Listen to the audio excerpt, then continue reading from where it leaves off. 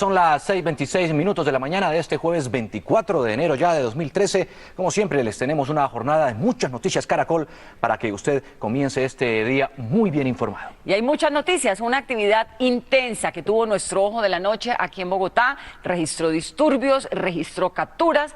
Vamos además a tener detalles del accidente de una tractomula que tiene bloqueada una parte de la autopista sur de Bogotá, que es una de las arterias principales de entrada y de salida a la capital bogotana. Ya recogieron la tractomula, pero el trancón, imagínense a esta hora que empieza a salir la gente de la capital. Es hora pico, ¿no? Entonces se complica la situación de la movilidad y también un atentado en el que resultaron heridas 5 personas en Medellín, 4 de ellas niños. Pero tenemos justamente reportes en vivo. Vamos a comenzar con don Eduard Porras, nuestro Ojo de la Noche, para preguntarle, Eduard, ¿en qué terminó? ¿Qué pasó? Ya vamos a ir con las demás ciudades, pero ¿qué pasó y en qué terminó la protesta de los trabajadores de la empresa de Aguas Bogotá? Juan Diego, muy buenos días. Mire, quiero contarle que fueron más de 200 empleados los que se tomaron un parqueadero en el sur de Bogotá, ubicado en el costado sur del relleno sanitario Doña Juana, y desde donde salen todas las volquetas que recogen los desechos de la localidad de Usme. Resulta que estas personas alegaban y manifiestan que desde el mes de diciembre no les cancelan los sueldos, que a muchos de ellos los hicieron trabajar horas extras, dinero que no se ha visto, y para colmo de males muchos afirman que no les han dado ni siquiera la dotación. Ellos estuvieron durante toda la noche, parte de la madrugada, estuvo el ESMAD, la Policía Nacional y el Ojo de la Noche, para que ustedes vean lo que sucedió en este punto del sur de la capital del país.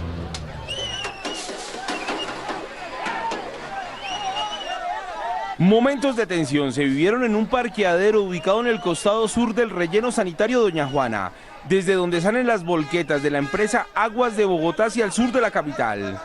Los empleados de la empresa no permitieron que salieran los carros que recogen las basuras de la localidad de Usme.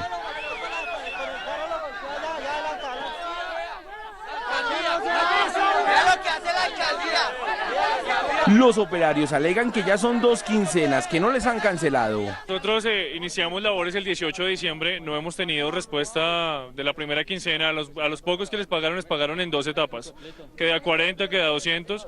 La segunda quincena nos prometieron el recargo nocturno, extras, demás, un bono que nunca ha aparecido. Afirman que a muchos de ellos los hicieron trabajar en el mes de diciembre hasta 48 horas, sin que se les haya pagado esas horas extras. Además, no les han entregado la dotación completa. A la mayoría no nos han dado lo que es cinturones, guantes, impermeable, botas, o sea... Entonces, ¿con qué están trabajando ustedes? Con un solo impermeable y para todos los días, imagínense. Todos manifiestan que siempre que exigen la cancelación de sus sueldos, les hacen promesas falsas de pago y por tal motivo decidieron tomar las vías de hecho. Ayer nos dijo que nos iba a pagar el jefe Gaona y hoy no nos pagó. Y hoy ahorita las cámaras está diciendo que también mañana nos pagan, entonces así nos tienen desde hace cuánto tiempo, mañana y mañana nos pagan y nunca nos pagan. Después de 12 horas de protesta, algunos funcionarios de la empresa Aguas de Bogotá prometieron que a las 8 de la mañana les pagarán los sueldos atrasados. Es compromiso que mañana a primera hora voy a estar yo en la empresa de acueducto con las personas encargadas de nómina para solucionar el problema a las personas que debíamos haberles ya solucionado el problema. Los empleados afirmaron que de no presentarse los pagos, marcharán en horas de la tarde. Eduard, ¿y qué fue lo que pasó con unos supuestos funcionarios de la Secretaría de Salud de Bogotá, bueno, delincuentes que se hicieron pasar por funcionarios para robarse una ambulancia? ¿En qué terminó eso? ¿Cómo es el cuento? Vanessa, muy buenos días. Pues imagínense que el grupo de contratracos de la SIJIN llegó esta madrugada hasta el sector de La Campiña, en la localidad de Suba. Resulta que le estaban haciendo seguimiento a una banda organizada que visten uniformes de la Secretaría Distrital de Salud, que entran a las residencias a robar, y anoche precisamente estos mismos 3 hombres y una mujer ingresaron pero a la central de urgencias de unas ambulancias. Allá amordazaron a una persona, estuvieron durante aproximadamente 1 hora, se querían llevar unos equipos médicos, se querían robar hasta una ambulancia. Fue allí cuando llegaron los detectives, los capturaron, y el resto de la historia en el segundo informe del Ojo de la Noche. A las 2 de la mañana, hombres del grupo de contratracos de la SIJIN llegaron hasta una central de ambulancias ubicada en el barrio La Campiña de la localidad de Suba, al noroccidente de Bogotá. Allí se estaba perpetrando un robo a manos de 3 hombres y una mujer que vestían prendas de la Secretaría Distrital de Salud. Se está investigando, tenemos información de que una de las mujeres que venía dentro del grupo de delincuentes trabajó hace algún tiempo en esta empresa y se va a establecer a dónde está vinculada en estos momentos. Los presuntos delincuentes ingresaron al sitio con las llaves que meses antes hurtó una mujer que fue capturada y que trabajaba en el lugar. ¿Qué se sabe de la empleada que trabajaba con usted? ¿Hace cuánto renunció ella? Hace un mes renunció con nosotros y se fue a trabajar a una empresa que trabaja con Secretaría de Salud, creo. ¿Qué hacía ella acá? Era auxiliar de enfermería de uno de mis carros de alta. Ya en el interior amordazaron a la radiooperadora mientras que sustraían los equipos más valiosos. En esta ambulancia que pertenece a la empresa prestadora de salud, los delincuentes querían llevarse los objetos médicos, electrodomésticos y además una caja fuerte. Dice el propietario del lugar que todo lo que se iban a robar supera los 200 millones de pesos.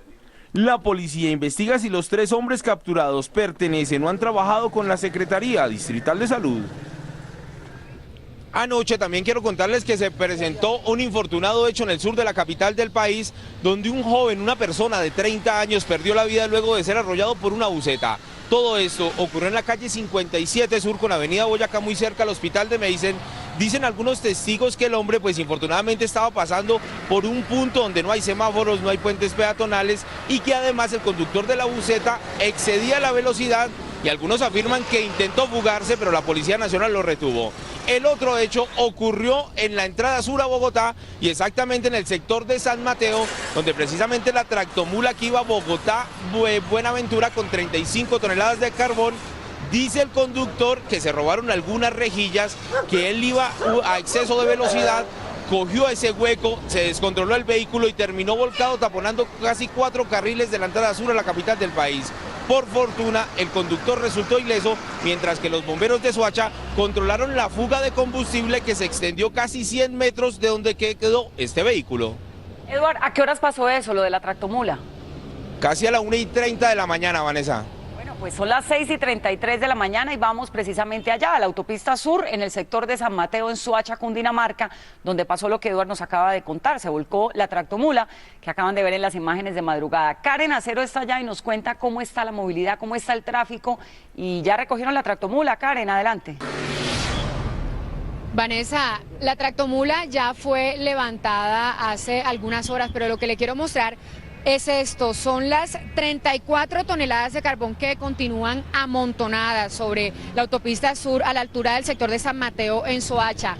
Lo que reportan las autoridades es que ya fue recogido parte de ese cargamento, pero que todavía falta gran cantidad de carbón por ser recogido y que será recogido en las próximas horas. Esto ha afectado un poco la movilidad en ese sector del sur de la capital del país. Hay hombres de la Policía de Tránsito regulando el tráfico, pero vamos a hablar con el conductor de la tractomula. Él es Edwin Rodríguez.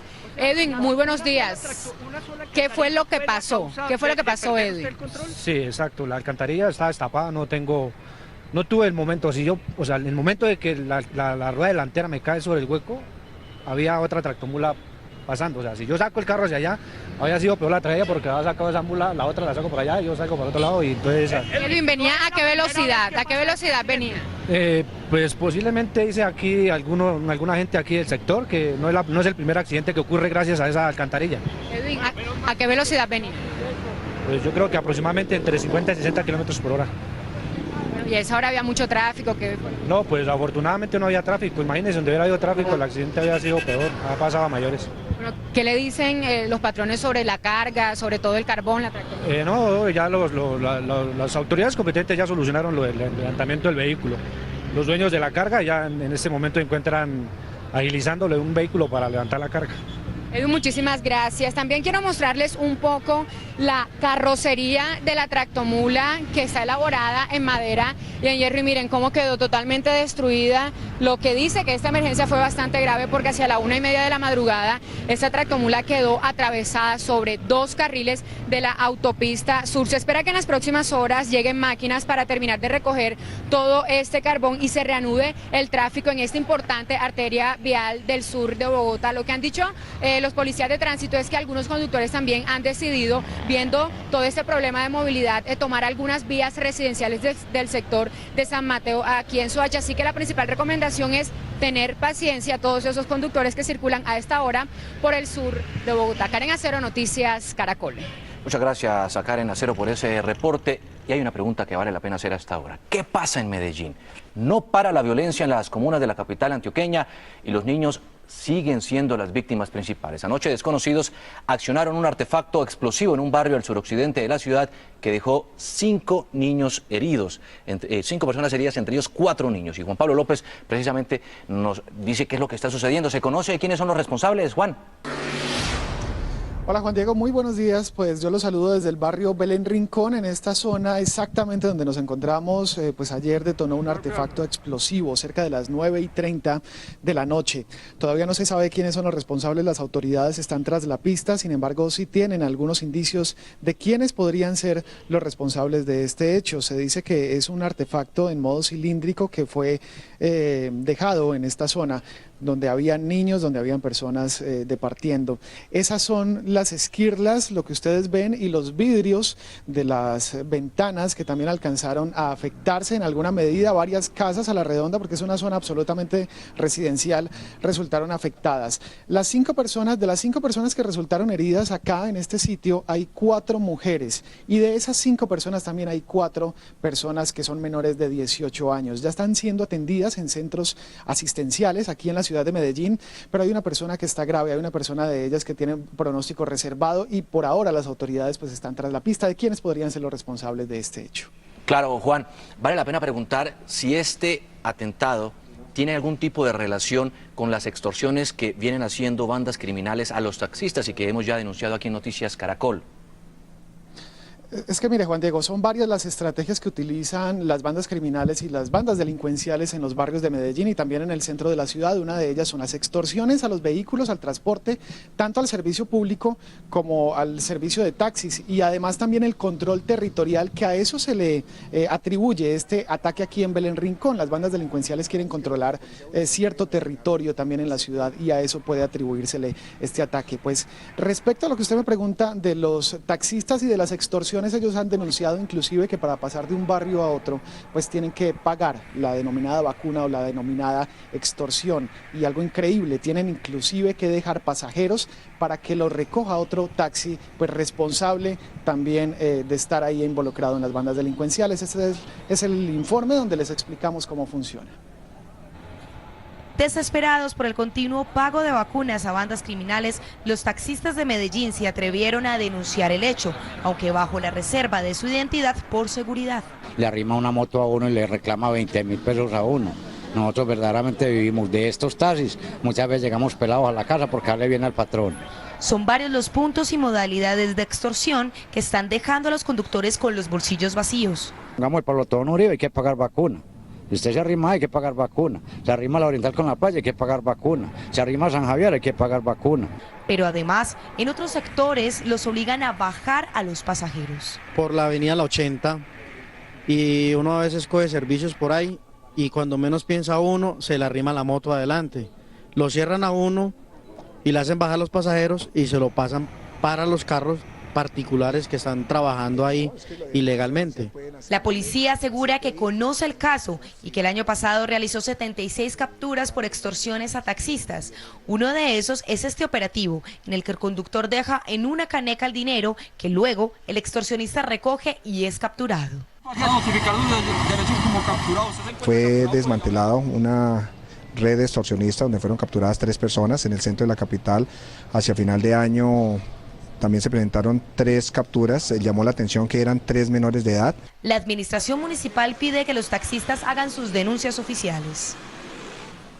Mire, y precisamente a partir de esas denuncias es que se pueden hacer los operativos. 123 es la línea que las autoridades piden, por lo menos que los taxistas o los transportadores o cualquier persona que sea víctima de extorsiones denuncie. En la mayoría de los casos no se denuncia. Desde Medellín, Juan Pablo López, Noticias Caracol. Juan, muchas gracias. Y seguimos hablando de la capital antioqueña. Una bebé de 19 meses falleció en extrañas circunstancias en una clínica de esa ciudad. La madre de la pequeña dice que el cuerpo de su hija presenta moretones en la cara y en el cuerpo. La mujer que cuidaba a la menor dice que se cayó. Son muchas las preguntas sin responder generadas por la muerte de una niña de 19 meses en el corregimiento de San Antonio de Prado, sur de Medellín. Ni familiares ni autoridades han logrado establecer lo que pasó. Tenía morados en esta parte, acá tenía morados por acá. en el estómago, tenía unos morados muy grandes. La bebé se encontraba bajo el cuidado de una mujer que pidió reserva de su identidad, pues asegura que tras conocerse el hecho recibió amenazas contra su vida. El único golpe que ella tenía fue el de acá del labio, que fue donde ella se reventó acá en la cumbambita, y el morado que ella tenía acá. Sin embargo, los médicos que la atendieron aseguran que la niña llegó al centro de salud con señales de golpes en su cuerpo. La niña llegó en paro cardiorrespiratorio, ya no había posibilidades por la temperatura. Mientras las autoridades buscan pistas para determinar lo que pasó, la madre de la menor hizo un llamado a la mujer que la cuidaba. Si en verdad ella tuvo que ver algo, pues que responda legalmente como tiene que ser. Se espera el dictamen de medicina legal para establecer la causa de la muerte de la niña. Ante un juez de control de garantías serán presentados en las próximas horas un hombre de 63 años y una mujer de 24 que fueron capturados en la ciudad de Neiva por presunto abuso de menores de edad. Se trata de Víctor López Oliveros y Sandra Patricia Méndez, vendedores ambulantes, quienes supuestamente habrían ofrecido cursos de sistemas a los menores de 14 y 12 años para ganarse su confianza y comenzar a explotar. Según Noé Rincón, jefe de investigaciones de la Fiscalía de Bogotá, la denuncia por los hechos que vendrían ocurriendo desde hace 2 años fue presentada por la madre de los niños. Venían abusando de manera sistemática de 2 menores de edad, uno de 14 años y otro de 12 años. Tenían una relación de parentesco, eran hermanos. Estos hechos ocurrieron en la ciudad de Bogotá. No se pierdan esto porque realmente les puede servir. Después de las 7 de la mañana, una experta en el trato de niños nos va a revelar las claves para identificar las señales, los signos de los niños que son víctimas de amenazas o de maltratos. Cómo manejarlo, cómo prevenirlo. 6:43 minutos de la mañana y esto sí que va a ser noticia en el día de hoy, cuando la Corte Constitucional decida si deben o no los magistrados y los congresistas tener ciertos privilegios a la hora de pensionarse, pues crece la expectativa en relación con las pensiones de más de 25 salarios mínimos para congresistas y magistrados de las altas cortes. Hoy se realiza la audiencia pública. Ante la polémica que se ha presentado por el tema de las pensiones de los congresistas y magistrados, la Corte Constitucional hará hoy una audiencia pública. En este debate, magistrados como Javier Zapata, presidente de la Corte Suprema, dijo que sus salarios no pueden ser modificados. La independencia también radica en que nuestros emolumentos o nuestros honorarios o salarios sean intocables. Si se tocan es para mejorarlos, jamás para mermarlos.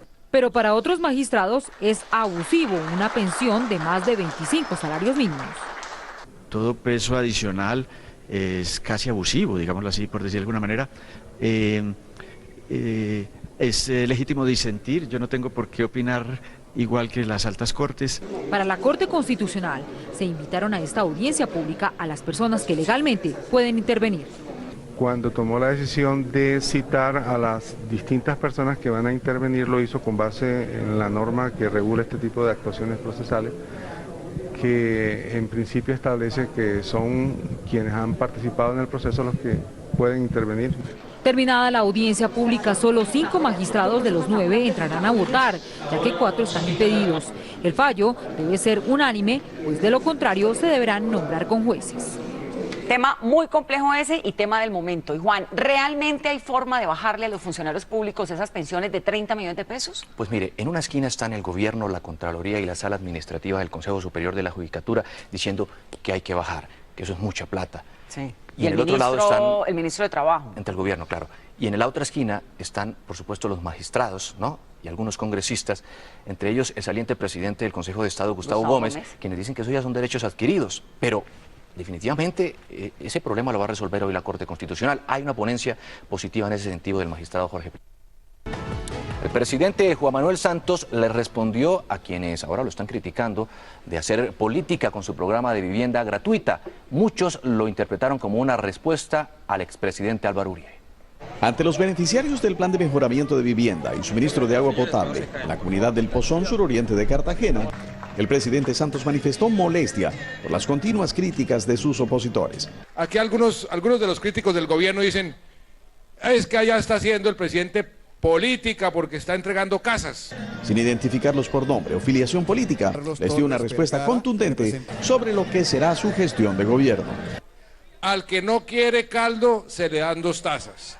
Vamos a seguir entregando casas, vamos a seguir entregando agua, vamos a seguir entregando carreteras, vamos a seguir entregando obras para que el pueblo colombiano pueda tener un mejor bienestar. Otro propósito que según el mandatario no tendrá variantes es la gira permanente a los municipios para anunciar, agilizar o inaugurar obras. Aunque estos actos, advierte, sean calificados como campaña electoral. En Santa Marta, en Barrancabermeja, en Montería, en Popayán, en San Juan del Cesar, en Quibdó, en Arjona y Turbaco, en Leticia, en Ipiales, en Sincelejo, en Sagún, en Providencia, donde estuvimos. El presidente Santos remató su agenda en Cartagena con un conversatorio en el iFestival. Recibió las credenciales de parte del nuevo embajador inglés y finalmente brindó una cena privada al Premio Nobel de Literatura Mario Vargas Llosa. Son las 6:48 de la mañana y el alcalde de Bogotá, Gustavo Petro, anunció que en los próximos días arrancará la reestructuración de las empresas públicas de recolección de basuras y de suministro de agua en la capital. Petro dijo que no le ha pedido la renuncia al gerente del acueducto, Diego Bravo, como se había especulado, pero aclaró que podrían presentarse cambios. El primer paso en la reestructuración, según el alcalde Petro, será la constitución de una nueva empresa recolectora de basuras.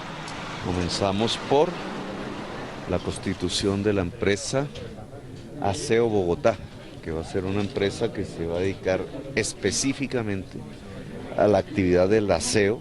Esto pasará con Aguas de Bogotá, que actualmente es el recolector público de residuos en Bogotá. Pensamos que puede ser la gran constructora de acueductos y de manejo de agua potable fuera de Bogotá, en el resto del país. Para Gustavo Petro, este será el papel de la empresa de acueducto y alcantarillado dentro de este conglomerado empresarial. Será la gran empresa matriz del grupo empresarial Acueducto y Aseo de carácter público de la ciudad de Bogotá. Sobre la versión de la renuncia de Diego Bravo, gerente del acueducto, esto dijo el alcalde de Bogotá. En este momento Diego Bravo es gerente del acueducto. En el recinto del Consejo de Bogotá, Diego Bravo le respondió así a la concejal María Victoria Vargas, que pidió su renuncia. Mi renuncia está permanentemente sobre el escritorio del señor alcalde. Pero como decían los mayores cuando no le querían dar a uno explicaciones de una decisión, ni uno insistía en que le dijeran por qué, o sea, por 99 razones. Y le quiero decir una cosa, que usted me la pida, no está ni en el número 99. El alcalde también dijo que tras la reestructuración de estas empresas se decidirá si habrá relevos en sus gerencias. Está caliente ese debate y en el Consejo de Bogotá también sigue caliente el debate político por el tema de las basuras. La concejal liberal María Victoria Vargas afirmó que el nuevo gerente de la empresa Aguas de Bogotá, Ricardo Agudelo Sedano, se había incrementado el sueldo en un 50%. La empresa negó el hecho mediante un comunicado. Esta fue la denuncia de la concejal María Victoria Vargas sobre el sueldo que se gana el nuevo gerente de Aguas de Bogotá, Ricardo Agudelo Sedano. El 19 de octubre ganaba 10 millones y el 22 de diciembre, cuando se remueve al doctor Mario Álvarez, toman la decisión de designar al doctor Agudelo y a su vez de aumentar de 10 a 15 millones de pesos. La empresa mediante comunicado dijo que el incremento salarial para ese cargo se tomó el 17 de diciembre de 2012, cuando aún Agudelo Sedano no estaba vinculado. Por lo anterior, no es correcto afirmar que el doctor Ricardo Agudelo Sedano se incrementó en un 50% el salario el día de su nombramiento, como se ha venido diciendo. Sobre la polémica se pronunció el gerente de la empresa de acueducto y alcantarillado de Bogotá, Diego Bravo. Ojalá fueran más juiciosas las apreciaciones que algunos hacen en esa materia, pero es un salario más o menos equiparable al de las empresas de servicios de la ciudad. En el debate sobre el esquema de recolección de basuras de Bogotá, Diego Bravo anunció que recusará al contralor distrital Diego Ardila. Nosotros consideramos que él se ha pronunciado sobre asuntos que luego tendría que decidir de fondo. También afirmó el gerente de la empresa de acueducto y alcantarillado de Bogotá, Diego Bravo, que hoy todo está bajo control en la prestación del servicio de aseo después de días desagradables.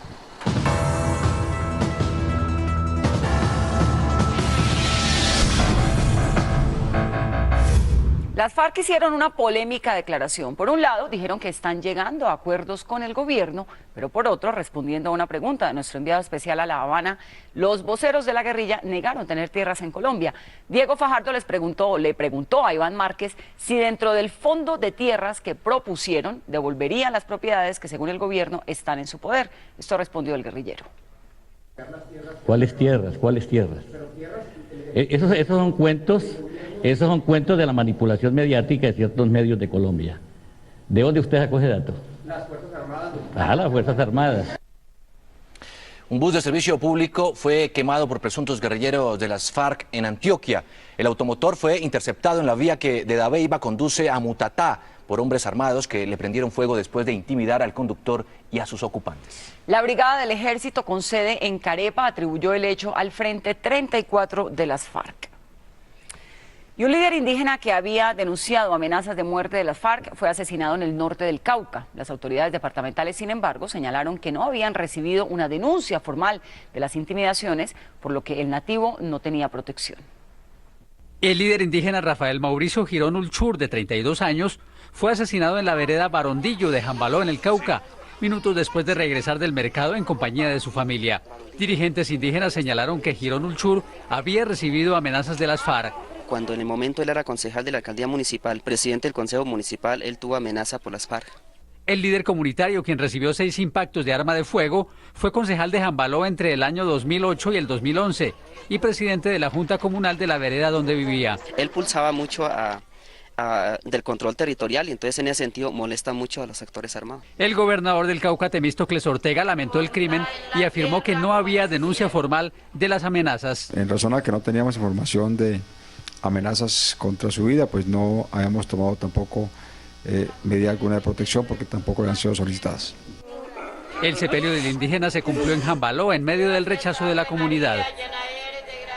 En segundos les tendremos detalles de una asonada en Turbaco, Bolívar. Los habitantes protestan por la muerte de un vecino a manos de sicarios. Tendremos en instantes reporte en vivo. 6:55 de la mañana y el vicepresidente Angelino Garzón habló para el programa 724 sobre su recuperación, sobre el proceso de paz con las FARC y sobre la pelea entre el presidente Santos y el expresidente Álvaro Uribe. Aquí tenemos algunos apartes del diálogo con nuestro director Luis Carlos Vélez. Primero que todo, queremos saber cómo está su estado de salud. Pues yo me estoy recuperando, gracias al Dios de los cielos, al Señor de los Milagros de Buga, a los médicos y médicas tratantes y a los terapeutas de la Universidad de La Sabana que han sido decisivos en mi recuperación motriz y obviamente gracias a la policía que me acompaña y a los enfermeros de la Policía Nacional. Quisiera empezar hablando del tema de paz. ¿Cómo va el proceso de paz, vicepresidente? Pues que el presidente Juan Manuel Santos está siendo valiente en buscar la paz. En Colombia es más difícil hacer la paz que la guerra. El presidente está cumpliendo con la Constitución Política Nacional y por eso hay que pedirle a la guerrilla de las FARC que se centren en lo que más quiere el pueblo de Colombia, que es un acuerdo de paz. El pueblo de Colombia lo que quiere es vivir en paz y en tranquilidad, no ser atraído por la guerrilla ni por ningún grupo armado ilegal. Pero la guerrilla, he venido notando en los últimos días que en La Habana le está pidiendo lo imposible al gobierno nacional. En una negociación uno no le puede pedir lo imposible al otro, porque cuando uno pide lo imposible, entonces lo que quiere es que se rompan las negociaciones. Según usted, ¿qué es eso imposible que está pidiendo las FARC? Pues las FARC, yo creo, con todo respeto por la guerrilla de las FARC, ellos no pueden estar pidiendo treguas bilaterales, porque el gobierno no puede dar treguas bilaterales. Sencillamente, eso es un imposible para el presidente Santos. Está ahora pidiendo que se legalicen las drogas. Tampoco lo puede hacer el gobierno nacional. La legalización de las drogas es un tema que depende de la opinión de otros gobiernos, de otros países. Juegan un papel importante los gobiernos y la comunidad internacional. ¿Usted cree que el gobierno va a tener éxito en estas conversaciones con las FARC? ¿Vamos a tener al final de esto paz?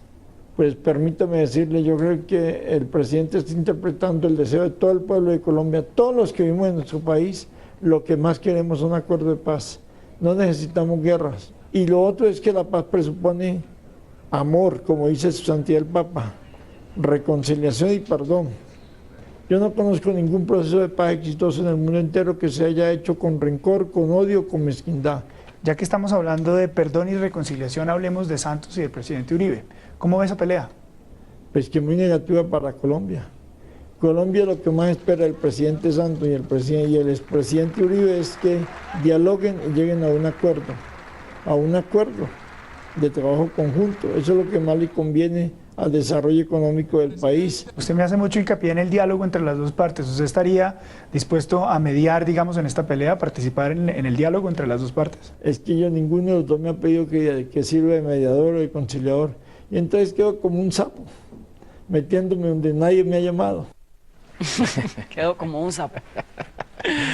Bueno, en segundo les tendremos detalles de una azonada en Turbaco, Bolívar, que terminó con muy graves daños. Tenemos reporte en vivo de eso y de muchas cosas más. Regresamos a Medellín, estaremos en Cali y otras cosas. 7 minutos de la mañana, los saludamos desde nuestro set central de noticias. Con mucha información, les tenemos ahora reportes en vivo desde los lugares donde hay noticias Caracol en desarrollo. Empezamos en Turbaco, Bolívar, ya le habíamos anticipado, hay se presentaron violentos desórdenes tras la muerte de un ciudadano a manos de sicarios. Ronald Avellaneda nos cuenta qué fue lo que pasó. Ronald, adelante. Juan, lo que pasó, según nos han comentado acá las autoridades, incluso también algunos habitantes que no hicieron parte, según ellos, de estos desmanes, fue que luego de que se informara que un segundo nativo, un segundo ciudadano había muerto a manos de estos hombres que llegaron y dispararon de manera indiscriminada contra un grupo de personas que se encontraba cerca de la Plaza del Pueblo, aquí en Turbaco. Uno de ellos falleció de manera inmediata, otro se informó en la tarde anterior que había fallecido. Esto reaccionó, o digamos ocasionó que la comunidad reaccionara de manera airada en un intento por bloquear las vías, en un intento por protestar.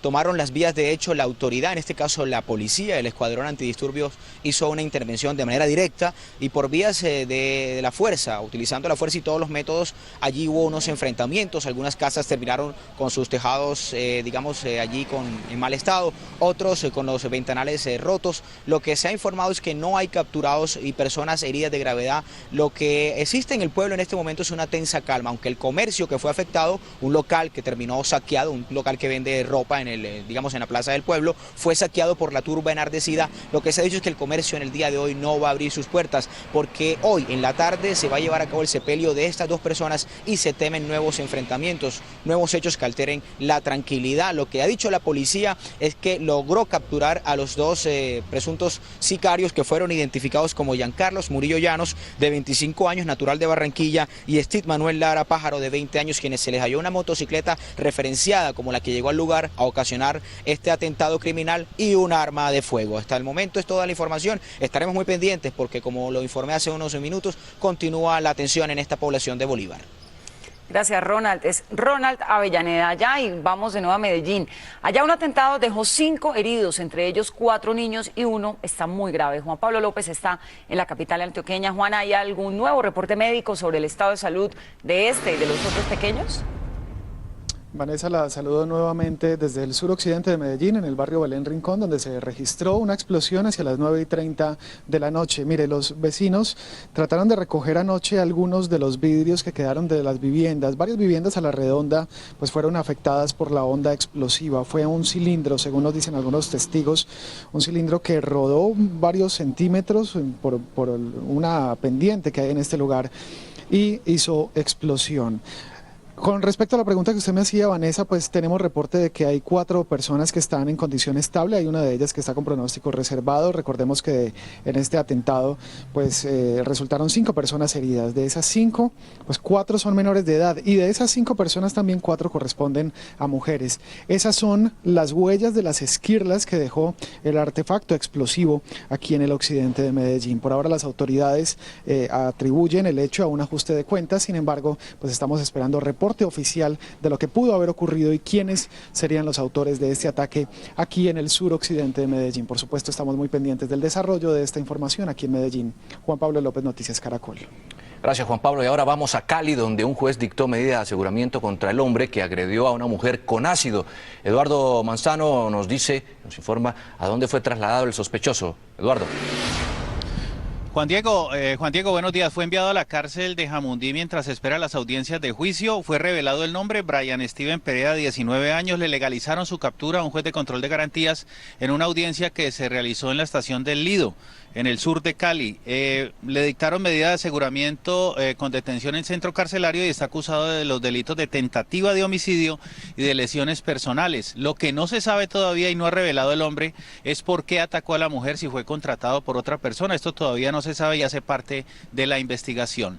Y en otras noticias de la capital del Valle les contamos que la policía, en un allanamiento a un apartamento en un sector popular de Cali, el barrio Chiminangos, una unidad residencial, localizó 1,5 kilos de cocaína líquida que iba a ser exportada. Detuvo a 2 hombres que se dedicaban, además de preparar esta droga, a reclutar gente para entrenarlas como correos humanos para que llevaran droga en sus organismos a diferentes países del exterior. Estas 2 personas permanecen ya a disposición de la Fiscalía. Esa es la información por el momento en Cali. Eduardo Manzano, Noticias Caracol. Eduardo, muchas gracias. Y mire cómo se ve de hermosa allá atrás la cordillera occidental de la Sultana del Valle. Vamos a una noticia en desarrollo en la autopista sur de Bogotá, luego del volcamiento de una tractomula con 35 toneladas de carbón, que por supuesto obstaculizó el tráfico. Ya fue levantada la tractomula. Allá está Karen Acero. Karen, ¿cómo avanza la movilidad en esa zona? Bueno, Vanessa, la tractomula, como usted lo decía, ya fue levantada, pero permanece aquí sobre uno de los carriles de la autopista sur. En el tema de movilidad, podemos reportar que avanza a esta hora. Hay una muy buena movilidad, diferente hace algunos minutos que sí se registraba trancón. Ya está un poco más despejadas todos estos carriles de la autopista sur.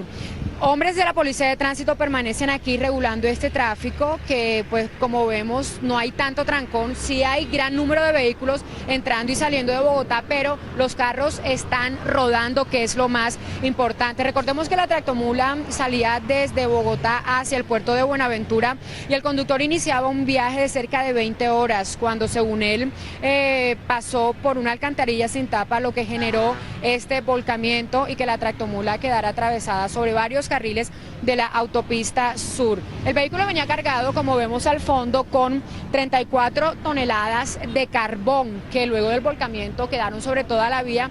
Allí permanecen, ya se ha recogido parte de este cargamento, pero se espera que en los próximos minutos o en las próximas horas lleguen algunas maquinarias para que sea retirado totalmente este carbón de la vía y ese sector vuelva a su normalidad. A pesar de que las autoridades de tránsito dicen que ya pues avanza mejor la movilidad en este punto de Bogotá, para los conductores que transitan a esta hora es tener un poco de paciencia, que hay mucho vehículo, pero sí están rodando. Karen Acero, Noticias Caracol. Muchas gracias, Karen. Y vamos a inmediaciones del Estadio El Campín, donde ya hay un fuerte cordón policial de cara al primer clásico entre Millonarios y Santa Fe. Luz Helena Ramos nos tiene la información. ¿Cuál es el panorama? Luz Helena, buenos días.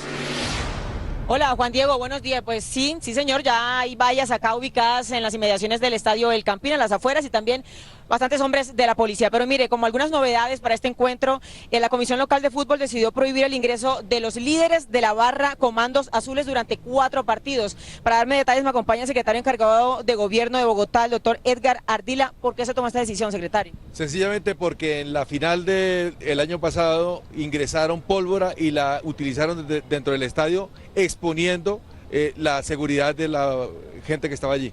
Secretario, mire, y también no pueden ingresar elementos como banderas, bombos, platillos, sombrillas, papel picado en los torneos, por lo menos que se jueguen en este primer semestre. También se encuentra pues un cordón de la policía acá. ¿Cuántos hombres van a estar acá con toda la seguridad, coronel?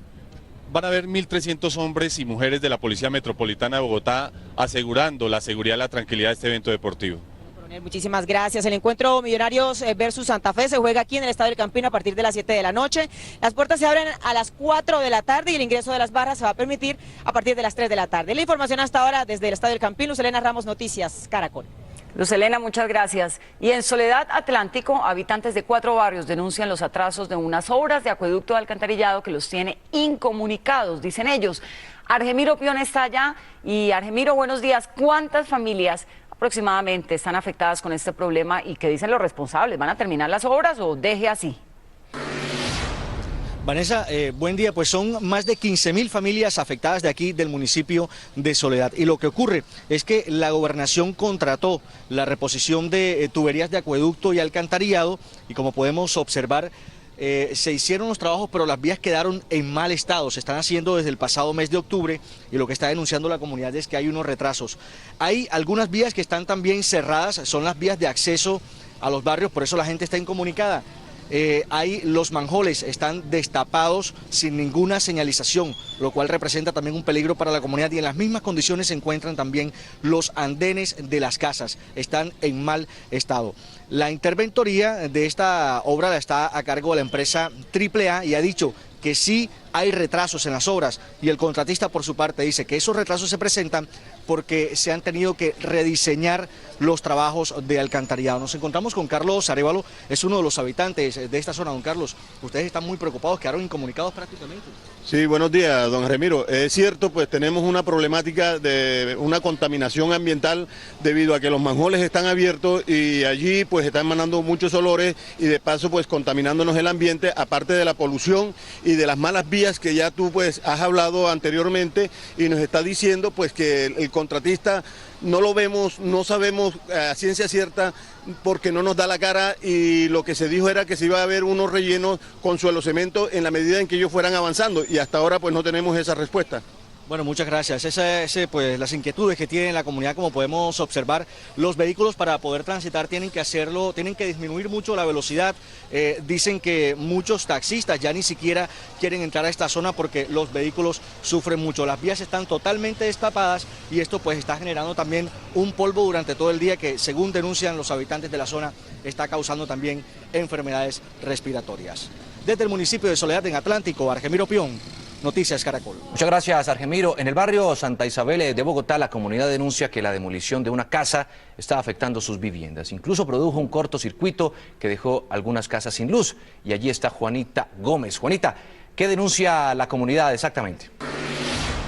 Hola Juan Diego, lo que los vecinos del barrio Santa Isabel están denunciando hoy es que precisamente cuando empezó la demolición de esta casa nadie les avisó, no hubo una fecha, no hubo ni siquiera un aviso previo de por lo menos 3 días de anticipación para saber que se iba a producir pues la intervención en esta estructura. Precisamente la duda que tienen los vecinos es que al parecer esto se estaría realizando sin las normas básicas de seguridad industrial. Llaman la atención 3 cosas. Primero, pues obviamente que no les avisaron con anticipación de la obra. Segundo, que no hay un letrero que diga cuál es la curaduría que está pues respaldando esta demolición. Y tercero, que no hay una demarcación, digamos, de los frentes de la obra. Nosotros vemos que hay unas cintillas de seguridad, pero nosotros consultamos con algunos ingenieros que trabajan en obras y ellos nos dicen que lo recomendable y lo mínimo básico es que sea con polisombras y barricadas de madera. Precisamente ayer, en el inicio de esta obra, se produjo un incendio y me acompañan los vecinos de la zona, Marcela Torres y Jorge Maldonado. Sí, Marcela, buenos días. Cuénteme, ¿ustedes les avisaron que esto se iba a demoler? No, en ningún momento nos avisaron y de todas maneras, o sea, el llamado de atención es lo que acabas de decir y también por la llamada de emergencia, o sea, nosotros duramos 1 hora llamando a emergencia al 123, a bomberos, a los de Codensa, no nos prestaban atención. Esto prácticamente, todos estos cables que ustedes ven acá, echaron candela, imagínate, a media cuadra queda la bomba de Texaco. La angustia siempre fue bastante, entonces ni por un lado los de emergencia y tampoco, o sea, el llamado de atención es para los de emergencias y también para los de la obra. Muchas gracias. Don Jorge, cuénteme, ¿a usted qué le parece que estén construyendo y que no les hayan avisado, que tampoco haya un letrero de la curaduría? O sea, ¿cómo es posible? Para nosotros, buenos días, para nosotros es una total sorpresa lo que está pasando, porque en días anteriores arrancaron con esta obra, ¿cierto? Empezaron a quitar rejas, a desmantelar la casa. Nosotros no recibimos ninguna notificación sobre esto, ni nos dijeron nada. Me pareció muy raro el tema que usted toca del polisombra, pues he visto muchas obras que colocan una mallita verde y esto por protección de la gente. Como ustedes lo pueden ver, solo nos amparan unas cintas. En el día de ayer venía para mi casa, vi el estallido del transformador y los cables quemados, hecho que nos asustó pues un poco. Entonces pues queremos de pronto mirar qué se puede hacer ante esto y qué puede repercutir. Gracias don Jorge. Pues la duda obviamente que queda es quién va a responder por los arreglos de estos cableados eléctricos que en este momento pues están sin funcionar, y lo que sabemos por ahora es que la empresa encargada es Solar y que trabajarán por 2 días más. Cuando son las 7:14 minutos de la mañana tenemos noticias de Colombia y el mundo para que usted esté bien informado. Golpe a ladrones de ambulancias. 3 hombres y una mujer que se hacían pasar por paramédicos de la Secretaría de Salud ingresaron a una central de ambulancias en el sector de La Campiña, en Suba. Amordazaron a la radiooperadora y pretendían robarse equipos médicos, electrodomésticos, una caja fuerte y una ambulancia. La SIJIN les estaba haciendo seguimiento y los capturó. Escándalo en el fútbol colombiano. En una grabación publicada por el diario El Espectador se escucha al presidente del club Itagüí, José Fernando Salazar, cuando tilda de prostitutas a los jugadores de fútbol en medio de una discusión sobre la contratación por parte de Millonarios del futbolista Johnny Ramírez. Dirigentes, jugadores y hasta el vicepresidente de la República rechazaron sus declaraciones. Emergencia en la autopista sur a la entrada de Bogotá. Una tractomula cargada con 35 toneladas de carbón que iba rumbo a Buenaventura cayó en un hueco de una alcantarilla y se volcó. El paso por la vía estuvo restringido a la altura de San Mateo en Soacha. El conductor dijo que el accidente se produjo por el constante robo de las tapas y rejas de las alcantarillas, pero hasta ahora ya se está solucionando el problema de movilidad. Son las 7:16 de la mañana y ante las alarmantes cifras de maltrato de menores de edad aquí en Colombia y la dolorosa situación de miles de familias que ven como sus hijos, sus menores de edad están siendo maltratados incluso por miembros de la misma familia, hemos decidido invitar a la doctora Lucrecia Caro, ella es experta en menores de edad, para que nos dé técnicas, tácticas, ideas. Doctora, gracias por estar aquí en Noticias Caracol. Buenos días. ¿Cómo hace uno, si uno es madre de familia, cómo hace uno para darse cuenta de que a su hijo de 6 meses, de 1 año o de 5 años lo están maltratando? Bueno, mira, lo primero es conocer muy bien al niño y darse cuenta que el niño cambia, cuando el niño cambia de comportamiento. Era un niño tranquilo y de pronto está irritable, empieza a no dormir, a tener dificultades, por ejemplo, con la comida. Es decir, hay un cambio en el comportamiento. Pero también es importante, por ejemplo, lo que nos cuentan en el colegio. Es un niño retraído o que participa. Los niños maltratados en general tienen muchas dificultades en las relaciones. Son apáticos, no se relacionan, son pasivos. ¿Son agresivos? O son agresivos, bruscos, de un comportamiento destructivo. Cualquiera de estos indicadores nos está diciendo, el niño algo le pasa y tenemos que estar alertas a eso que nos pasa. Mucha atención entonces, señoras que nos están viendo en este momento. Si ustedes ven que sus hijos están con un comportamiento diferente al habitual, que son niños agresivos o niños muy retraídos, prendan inmediatamente las alarmas. Ahora, doctora, es muy difícil que un niño le diga a una madre o a un padre lo que le está pasando, que le diga, es que mi tío me está tocando, es que, no sé, del colegio me están agrediendo. Es muy difícil eso. ¿Cómo hace uno para que el niño se abra con algún miembro de la familia, con uno como madre o con el padre, y le diga lo que le está pasando? ¿Cómo se le inculca confianza a un menor? Bueno, la confianza se inculca desde que nacen teniendo una relación cercana, compartiendo espacios, estando con ellos, hablando de diferentes temas, y se le va diciendo, nadie puede golpearte, nadie debe tratarte mal, nadie debe tocar tus partes íntimas. ¿Se les dice desde chiquitos? ¿Se les habla de sexualidad? Se les habla de sexualidad desde chiquitos, entre muchas cosas. No es lo único, tampoco los vamos a aterrorizar, claro, pero sí se les va diciendo. ¿Desde qué edad, doctora?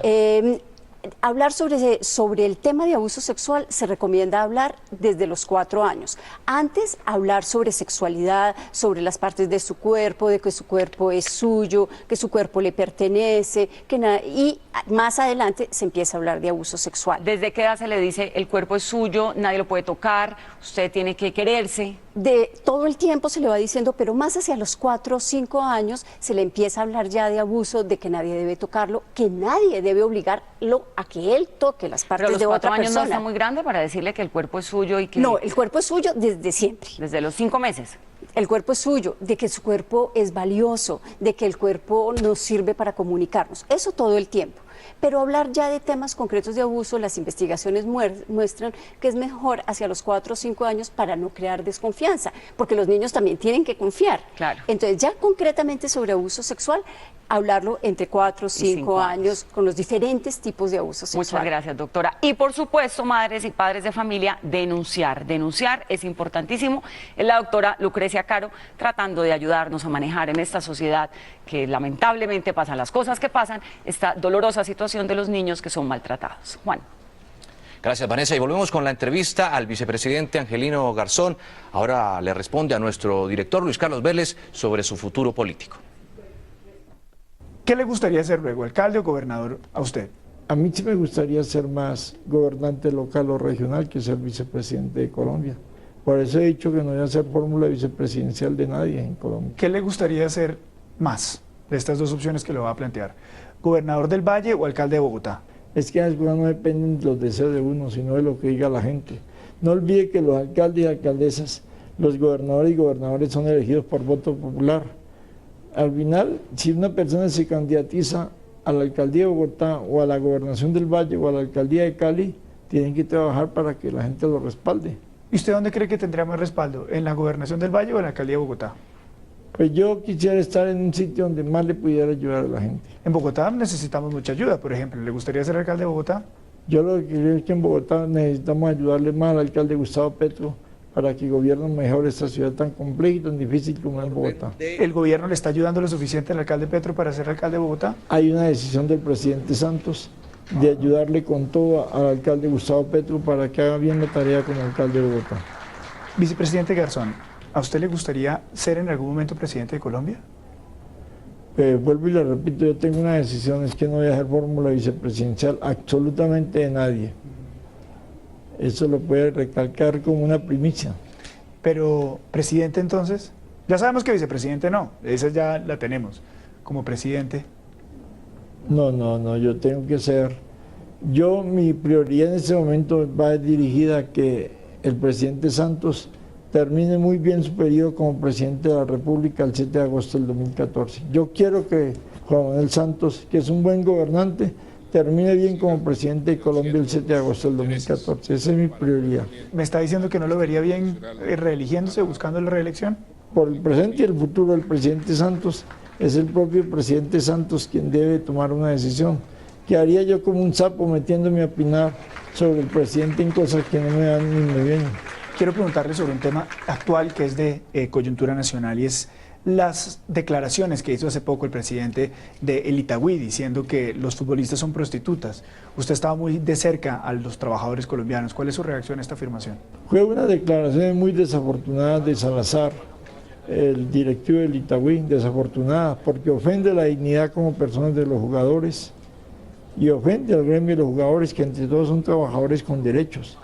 Es que los dirigentes de los clubes deportivos, como los dirigentes del Estado, tienen que enseñarse cuando hablamos, tenemos que tener en cuenta los derechos de los seres humanos. Hablamos fundamentalmente de cómo debemos respetar los deberes. Y la palabra prostituta no puede volverse un descalificativo. Es algo que uno tiene que respetar en las mujeres. Y obviamente, vuelvo y repito, cuando una mujer se ha metido a la prostitución, muchas veces lo hace por necesidades. Y yo creo que los jugadores tienen todo el derecho de reclamar que se les respete su dignidad como trabajadores, como jugadores. Y ahí cuentan con el respaldo de la vicepresidencia de la República. Ese directivo del Itagüí lo que tiene que ir a pedir perdón al gremio de los jugadores y a la población colombiana. Vicepresidente, muchas gracias. Luis Carlos, usted muchas gracias y siempre es la orden, como se dice popularmente. Muchas gracias.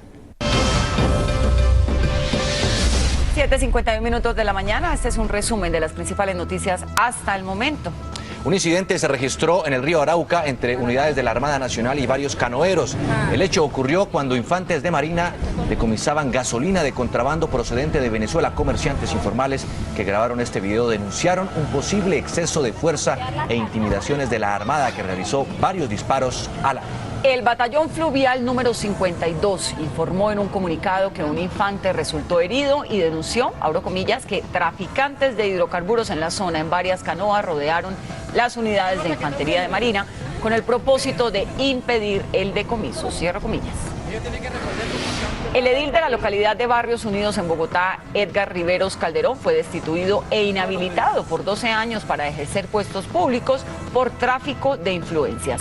El video que están viendo, revelado el pasado 29 de mayo por Noticias Caracol, muestra cómo el edil se comunica con el comandante de la policía de la zona y le solicita su colaboración para que dos patrulleros no lo sancionen, a pesar de estar transitando en pico y placa y de no tener la revisión técnico-mecánica de su vehículo. El personero de Bogotá, Ricardo Cañón, calificó de grave la conducta del funcionario. El exjefe de la Dirección Nacional de Estupefacientes, Carlos Albornoz, seguirá libre por orden de un juez que negó la petición de la fiscal para enviarlo a la cárcel. Según la decisión, el exfuncionario no va a obstruir el proceso penal que se adelanta en su contra por el escándalo de corrupción en esa entidad, ni tampoco abandonará el país. A pesar de la decisión del juez de dejarlo libre, Albornoz deberá presentarse ante la justicia para responder por 8 cargos que le imputó la fiscalía. 8:02 minutos de la mañana, llega el momento de la información de la salud. Con la doctora Fernanda, y mire, tal vez todos hemos escuchado el término metástasis, pero ¿qué es eso? ¿Qué realmente significa y por qué se produce? Doctora Fernanda. Hola, muy buenos días. Pues básicamente esto es un cáncer que se ha diseminado de su lugar de origen a otras partes del cuerpo. Podemos decir que cualquier cáncer puede hacer metástasis y los sitios afectados con mayor frecuencia son los pulmones, los huesos y el hígado. Les cuento que aunque una metástasis nos habla de una etapa avanzada de la enfermedad, no siempre produce síntomas. Cuando se dice que un cáncer hizo metástasis, significa que un nuevo tumor apareció en otra parte del cuerpo. La recurrencia regional, que es la presencia de las células tumorales en los órganos adyacentes o cercanos donde estaba el tumor primario, y la recurrencia a distancia, que es la presencia de las células tumorales en órganos que se encuentran lejanos. El oncólogo William Sánchez explica que desde el tumor inicial las células cancerígenas viajan hasta otro órgano, por lo general por la sangre o el sistema linfático. Doctor, ¿al cuánto tiempo se produce una metástasis? El tiempo de aparición de las metástasis es variable y depende de la biología o de las características propias del tumor, aunque la gran mayoría de los tumores se supone que presentan su enfermedad metastásica durante los 2 primeros años de tratamiento. Cualquier tipo de cáncer tiene la capacidad de hacer una metástasis, pero es más frecuente en ciertos casos. Estos son los sarcomas, los tumores pancreáticos, los tumores renales, los tumores de mama, los tumores gástricos, en general la gran mayoría de los tumores gastrointestinales y de órganos sólidos tienen una gran propensión a la formación de metástasis. De igual forma, hay órganos a los que con mayor frecuencia llega la metástasis. El órgano principal de metástasis es el hígado y el pulmón. Los tumores que se encuentran en la cabeza o en el cuello por lo general dan metástasis a los ganglios linfáticos, al pulmón, al cerebro y a los huesos. Doctor, ¿qué tan grave es una metástasis? Dentro de la clasificación del cáncer, la presencia de enfermedad metastásica se considera como la etapa de más alto grado de complejidad en la enfermedad, que se denomina estadio 4. Sin embargo, eso no quiere decir que las esperanzas estén perdidas. En estos casos se sigue un tratamiento integral con profesionales especializados de acuerdo a los órganos afectados. Y quiero insistir en que hay tratamientos para todo paciente con cáncer metastásico. Por supuesto, dependerá del órgano o de los órganos afectados, de la ubicación, del tipo de tumor, de la edad y también del estado general del paciente. Muy bien, y para terminar, les cuento que a la hora de perder peso parece que no solo importa lo que se come, sino también cuándo se come. El estudio realizado por investigadores de las universidades de Murcia, Harvard y Tufts ha llegado a la conclusión de que aquellos que almuerzan tarde, es decir, después de las 3 de la tarde, pierden menos peso que quienes toman su almuerzo temprano. Según científicos, la hora del desayuno y de la comida de la noche no influyeron en la pérdida de peso. Por supuesto, no hay que saltarse ninguna comida, al contrario, hay que comer 5 veces al día: desayuno, almuerzo, comida y 2 meriendas, una en media mañana y otra en la tarde. Termina la información de salud, los espero al mediodía. Gracias, doctora. 8:06 minutos de la mañana y llegó el momento de mostrarles los reportes de nuestros ojos ciudadanos en todo el país. Vamos a comenzar con este video. Miren, no es ejemplar este motociclista que, como ustedes están viendo, no solo se juega su vida llevando esas pipas de gas y manejando de una forma que no es la adecuada, sino que está aumentando el riesgo de accidente con los que están alrededor de él. Pone en peligro la integridad de las personas que transitan por la calle y se convierte en una verdadera y literal bomba ambulante. Y tal pareciera que nuestros ojos ciudadanos de hoy hubieran captado la misma situación, pero con diferentes protagonistas. Aquí el anterior era el gas, estos otros transportan ollas. Sí, señores, como lo están viendo, ollas gigantes que difícilmente les permite avanzar con normalidad en sus motocicletas. John Umaña en Armenia y Liliana Rivera en Jacopí, Cundinamarca, nos enviaron las imágenes. Y finalizamos con esta tractomula, que es una perla. Fíjense en el estado que transita ese camión por la calle 13 en Bogotá. La pregunta que deja esta evidente imagen es ¿dónde están las autoridades cuando ven a un camión como este haciendo un recorrido en una calle muy transitada de la capital del país y no hacen absolutamente nada para detenerlo, por lo menos no mientras nos dimos cuenta? Como se ve, está a punto de volcarse y de golpear a alguien o de causar algún tipo de accidente. Usted recuerde que también puede enviarnos sus videos, sus fotografías a nuestras cuentas en Twitter, @noticiascaracol, usando la etiqueta #Ojo Ciudadano, y también al correo electrónico noticias@caracoltv.com. Gracias a nuestros televidentes en Colombia y en todos los países que reciben nuestra señal a través de Caracol Internacional. Lo que usted no vio, recuerde que lo puede ver en noticiascaracol.com. Los dejamos en la compañía de Día a Día. Buenos días. Chao.